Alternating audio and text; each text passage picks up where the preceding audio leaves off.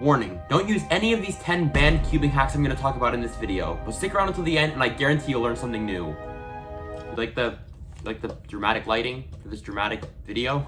3x3 blindfolded is one of the most difficult events in all of cubing, since you need to memorize a bunch of steps and then execute them all blindfolded.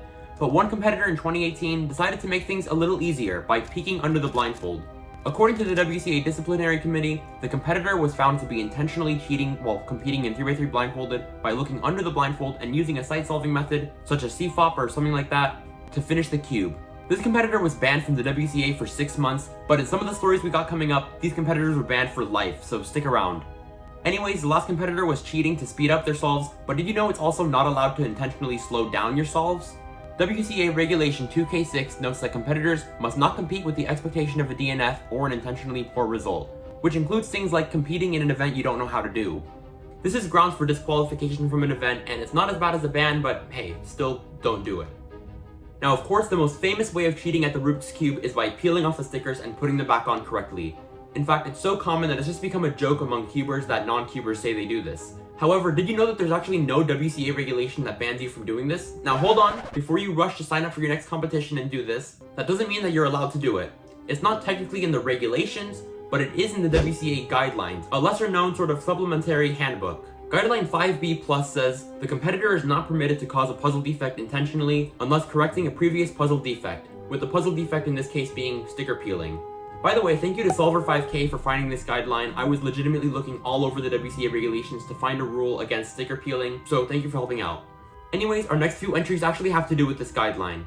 We already talked about sticker peeling, but this also bans taking apart your cube and putting it together solved, which actually would be slower than just solving it normally in most cases, and using corner twists to solve faster. This ban on corner twisting actually has a really interesting, kind of unfortunate story behind it.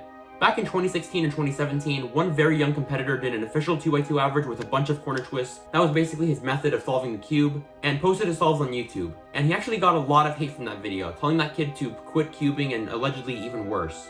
Yeah, what he did was against the rules, but it got so out of hand, and plus, he says he didn't even know it was illegal at the time. It got so bad that he didn't even go to the next competition he was planning to go to because he feared he might get recognized. The WCA was gonna ban him, but they eventually settled on giving him a lesser punishment. However, he did leave the cubing community for a while, only coming back in 2020, which he made a speed solving post about. A lot of people like to film their official solves at a competition, either for YouTube or just to have, but you actually have to be very careful about this. What I mean is, you're not allowed to see the monitor of the camera, so for example, no front-facing phone cameras where you can see the screen. This is because if you can see your monitor, you're getting a glimpse of the back of the cube, which might give you an unfair advantage. You're also not allowed to use smart cubes, like this smart cube I got from dailypuzzles.com.au.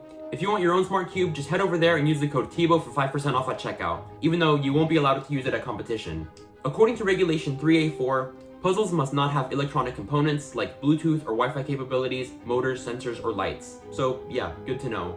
Okay, these last 3 entries have literally gotten people banned from the WCA, so definitely don't do these. The first one is stopping a timer early. Basically, this was a method used by the former Ukrainian national record holder, where he would stop his stack my timer before finishing the solve, then finish the solve and celebrate like he just got a really good time. When he was caught, he was banned for life from the WCA, and if you look at his WCA profile now, then you just see that all of his solves have been DNF'd. This next story though is even wilder.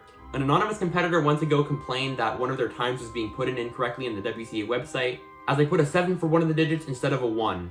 In fact, they claimed this actually would have been a national record. And this is the crazy part, they sent in as proof a Photoshop picture of their scorecard. Like they literally went into Photoshop and changed their 7 on the scorecard into a 1 and sent that as proof that they actually got a national record. But the WCA found out that they were lying and gave them a ban.